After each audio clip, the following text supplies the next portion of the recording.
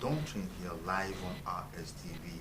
Last Thursday, the 1st of December, we celebrated the World AIDS Day, and the theme was Equalize to End AIDS. And several events took place all over the country. That same day, the Gen N was launched in Abuja. Gen N actually means generation negative. Generation negative, was launched in Abuja, and previously, before that day, there was a rally, or should I say, a roadshow in Abuja, people moving around and everything. And the focus now is on the younger generation, especially, what we call the adolescent and young persons, or AYP, who are estimated to be between 15 to 25 years. The reason being that that age is contributing, quite an appreciable percentage of new infections of HIV in Nigeria.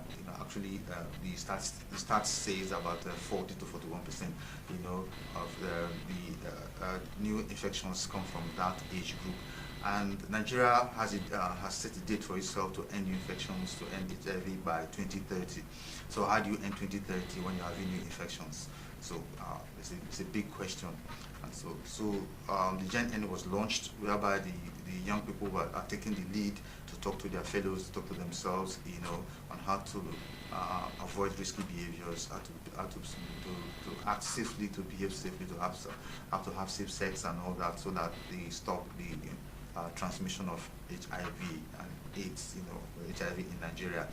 This morning I have Dr. MacMoses here with me. He's a regular face, and if you see his T-shirt, he's cheating me. He's wearing the T-shirt. The world is the T-shirt that Equalize to End AIDS. Dr. MacMoses, you're welcome. Thank you. Thank you. So let's talk about the celebration in River State. The Equalize to End AIDS. What are you really equalizing?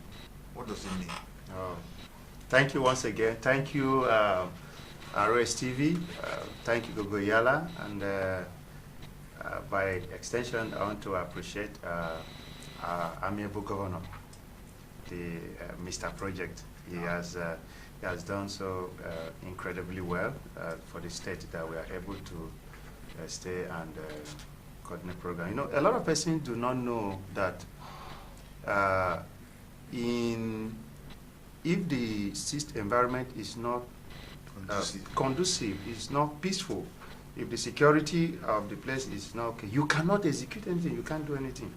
So Riverside is one of the top states that we have that the security is very much under control, and kudos to our governor.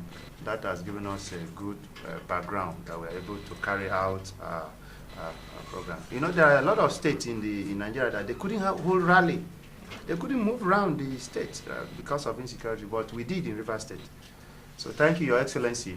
So that on that, and special thanks to you again. Gogo Yala, you are doing so much about HIV/AIDS, and especially this Gen N that you are pushing is quite commendable. We look forward for a generation where there will be no more HIV/AIDS. Yes, and it starts with me and you. Yeah, so if we do the right thing. So back to the World AIDS Day on the 1st of December every year is commemorated. We commemorate it, celebrate it. One, to create awareness about HIV/AIDS. Two, to remember the heroes, those that have fallen in cause of this disease. This disease has actually devastated. It has killed a lot before these innovations that are coming up now, the new drugs that we have, the TLD and the rest of the thing that makes life more easier and this thing. So the theme for this year World AIDS Day is Equalize. Equalize to end AIDS. Equalize, and you can see on my T-shirt, yeah, say Equalize to end AIDS. Yeah, so what are we equalizing? That is the question. What are we equalizing? That Equalize is a call to action. That slogan is a call to action for leaders of all categories to sit up and see that it is time to balance things. Equalize in terms of access to HIV services, equalize to access to treatment, equalize in access to other HIV prevention services. For instance, there are so many places in this country that you cannot even see the health facility, a very far distance. Health facility is meant for a certain class of people. Yes, certain class of people are assessing, others do not assess. So we are saying equalize, so everybody should be able to have access to HIV services. Everybody should have access to treatment equally. People should not be stigmatized. There are a lot of persons that are being put at the relegated at the background, like the key population, these MSM, FSW, and those that inject drugs. All those people, in fact, sometimes government and other high-profile persons, we don't even want to hear, to see them. So they don't have access to some of the healthcare facility. So this year team is saying equalize. Equalize, let there be, equalize everywhere that health facility is supposed to be. Health facility should be. Yes, that is equalizing we are talking about. Not only in the city, but this is not affecting us so much in River State. Okay. To be very sincere, yes. To be very sincere, River State, we've had almost all nooks and crannies. We have a health facility. Oh. In fact, we are even having problem of our people should access the health facility. But this is a global team. This is a global team that. WHO, World Health Organization, is doing that. There are so many other areas where access to these facilities are very limited. However, in River State, we still need more. Like Oliver Twist. Yes. We're asking for more. Now, yes. Let's take the equalize, in this aspect. How about, you talk about the key populations. How about the population subsets, for example? Would we say teenagers, for example, yes. The way they are treated, or because talk about equal access. Yes, the way teenagers are treated in the health facilities. Yes. Is it the same as an adult? Yes, If, for example, if an 18-year-old girl goes to the shop, says she wants to buy condom, will she? How will the seller look at her? Yeah. Or somebody comes to the hospital facility and a 19-year-old girl comes to the facility that she wants a PrEP. Yes. Yes. What kind of eyes would they look at?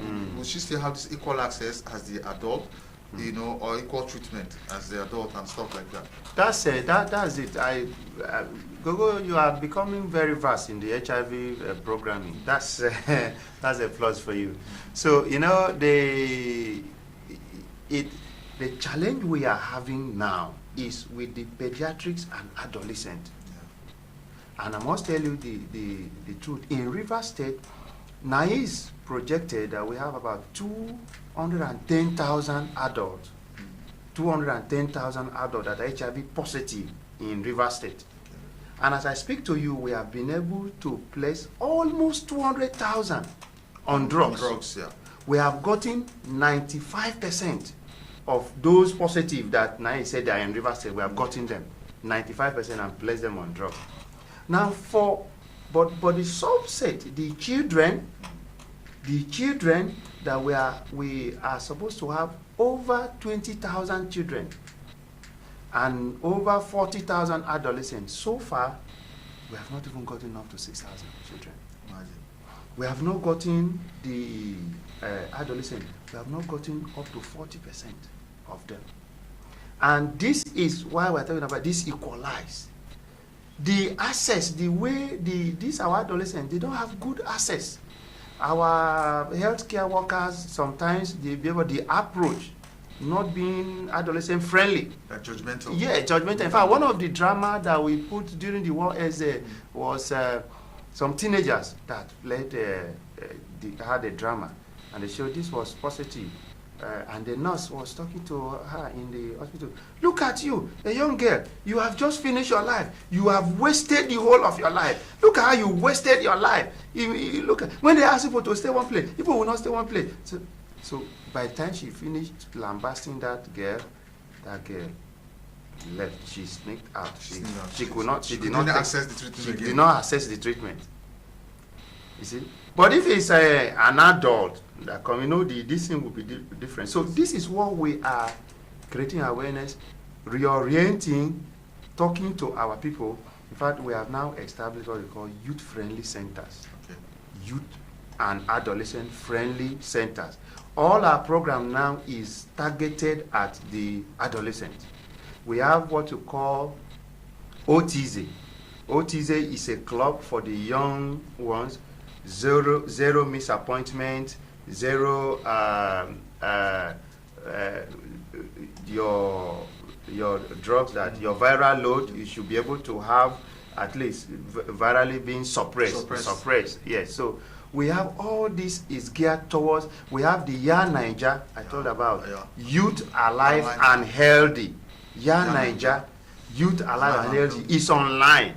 All this we are doing to targeting the adolescent so that they can have equal access to this, because without that the HIV, you cannot end the AIDS. I think part of the challenge is the education of some of these health care workers. Yes. They need to be properly oriented about how this thing happens. I met a girl in Abuja. She's about 19, 20 years old. She looked quite healthy and everything. In fact, during the launch, the celebration of the Gen N, if you see her, you would never know. She told me, she opened up. She said she was HIV positive, and that she got it from. I'm sure you were crushing on her before. No, what shall it profit me? But she told me that she got it at birth. Oh wow! And she has survived. She has survived 19 years old now. She got it at birth, and that she has suffered a lot of discrimination, some mental torture, and when you tell people that you are HIV positive, the first thing that goes to their mind is you're promiscuous. You're promiscuous. So, but she said she got it from her mother, during at birth. But somehow she has survived, and she knows so much about about it. In fact, she's one of the Gen N heroes. Wow.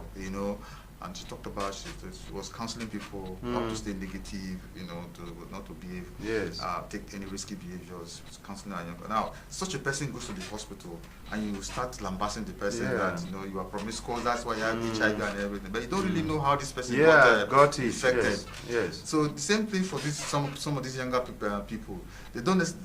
Some of them didn't necessarily get it from sex. Yes. They got it through even if it is sex. Even if it is sex. So they got it through other means. So you being judgmental and talking to them like that, is not fair at all. Because you don't know what this person is going through. You don't know all the traumas and everything that that person has suffered. So I think we will talk to. It's best for health workers to be humane and be nice to people who come for treatment. People who try to access. Especially the young ones. Especially the young ones.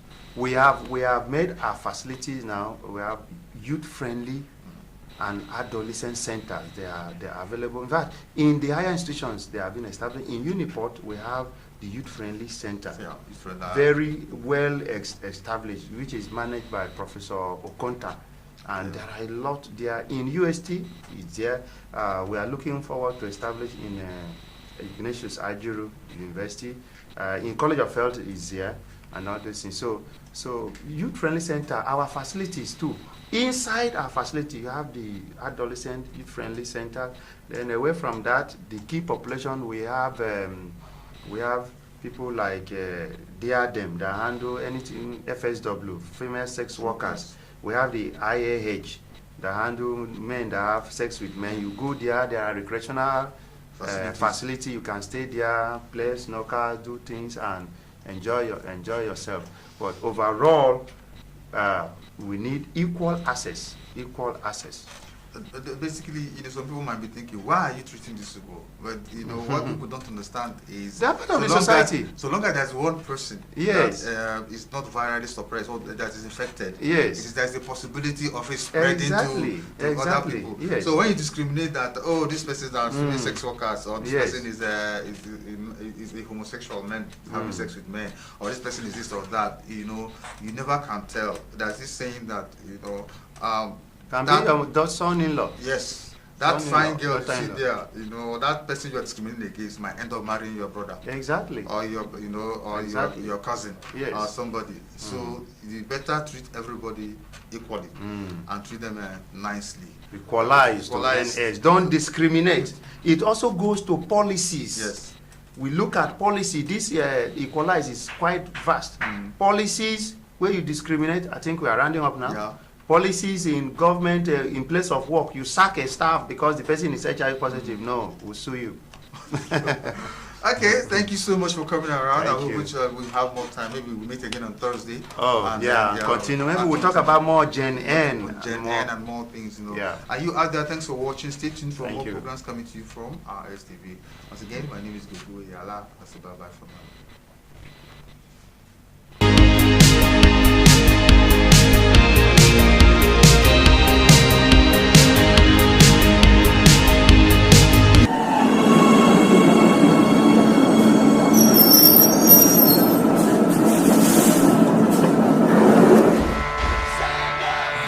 Rival State Television and 54 Empire Entertainment presents National Parental and Celebrity Award Most Creamy Kid Africa Got Talent 2022 Season 6. Theme: My Talent, My Gold. The Climate Change Edition. Do you have children with outstanding talents? Singing, dancing, acting, modeling, playing of musical instruments, other creative talents. Discover, develop, and display your kids' inborn talents. Open to male and females of 5 to 10 years of age, 11 to 15. Registration 3,000 Naira only. Pick up your form at RSTV Complex Elelewo, Port Harcourt. Grand Prize, Scholarship, Grand Ambassador, Cover La Creme Magazine International, recording deals and other consolation prizes. Tickets: regular 2,000 Naira, VIP 5,000 Naira, table for 5 30,000 Naira, exclusive family table for 8 50,000 Naira. Date: 24 December 2022. Time: